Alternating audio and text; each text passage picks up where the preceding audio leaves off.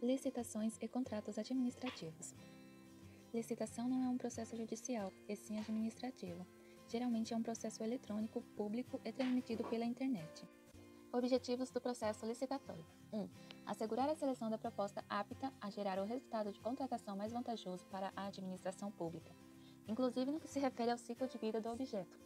Ou seja, a administração pública, ao licitar, ela busca o resultado que melhor a beneficie, busca a maior vantagem. 2. Assegurar um tratamento isonômico entre os licitantes, bem como a justa competição. Portanto, no processo licitatório, eu, como administração, não posso conceder benefícios para o licitante A em relação ao licitante B. Por exemplo, aquela ideia de que, eu já sei quem é que vai ganhar a licitação. Isso não pode ocorrer, pois, como administração, eu devo assegurar um tratamento idêntico entre os participantes, para beneficiar uma competição justa. 3. Evitar contratações em sobrepreços e com preços manifestantes inexequíveis e superfaturados na execução de contratos. Portanto, deve sempre buscar o alinhamento entre os preços, evitando preços acima dos valores de mercado. 4. Incentivar a inovação e o desenvolvimento nacional sustentável.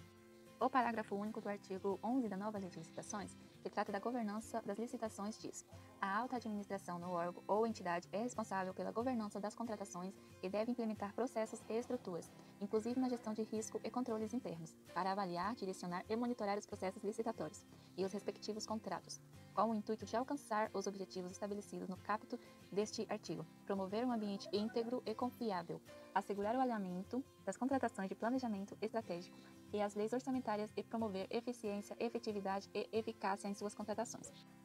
Com esse parágrafo, nota-se que a alta administração é responsável pelas governanças das contratações, e essa governança deve estar alinhada ao planejamento estratégico. Quanto mais alinhada ao planejamento estratégico e às leis orçamentárias, nós conseguimos, com uma administração pública, assegurar a eficiência, efetividade e eficácia daquela contratação. Princípio do planejamento e princípio da competitividade. Dentro dos princípios das licitações e contratos, há outros princípios específicos, mas eu gostaria de destacar esses dois. Princípio do planejamento, novidade trazida pela nova Lei de Licitações. Deve-se acrescentar uma fase preparatória, que é um planejamento nas licitações. Artigo 18. A fase preparatória do processo licitatório é caracterizada pelo planejamento e deve compatibilizar-se com o plano de contratações anual, de que trata o inciso 7 do caput do artigo 12 desta lei, sempre que elaborado, e com as leis orçamentárias, bem como aborda todas as considerações técnicas, mercadológicas e de gestão que podem interferir na contratação, compreendidos. Como o próprio nome diz, é uma fase de planejamento da licitação. Essa fase diz à administração que ela tem que se planejar, ver se está compatível com o orçamento, com o plano. Com este artigo, tudo ficou mais amarrado, pode-se dizer que o caminho ficou mais estreito, sem brechas. Princípio da competitividade. De acordo com Carvalho Filho, a administração não deve criar embaraços a uma competição efetiva, pois somente dessa forma se pode atingir a proposta mais vantajosa para o poder público. Nesse princípio, tem que haver de fato uma competição onde todos os candidatos tenham condição de ter a proposta vencedora. De acordo com o inciso 45 do artigo 6 da nova lei, o sistema de registro de preços é o conjunto de procedimentos para a realização, mediante contratação direta ou licitação nas modalidades pregão ou concorrência, de registro formal de preços relativo à prestação de serviços, à obra e à aquisição e locação de bens para contratações futuras.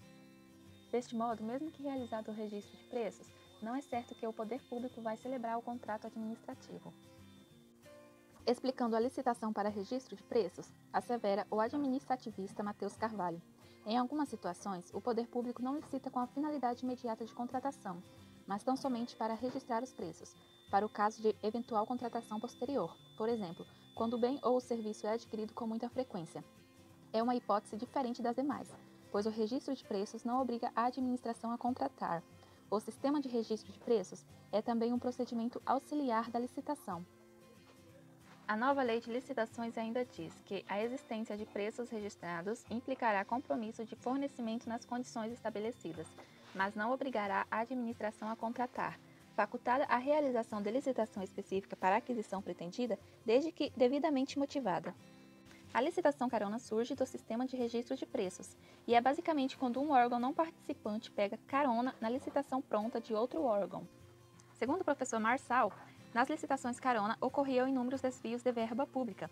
O próprio Tribunal de Contas da União já questionou sua constitucionalidade diante dos desvios de dinheiro público que ocorreram com a aplicação desse sistema. A licitação carona encontrava-se prevista no artigo 22 do Decreto do Registro de Preços.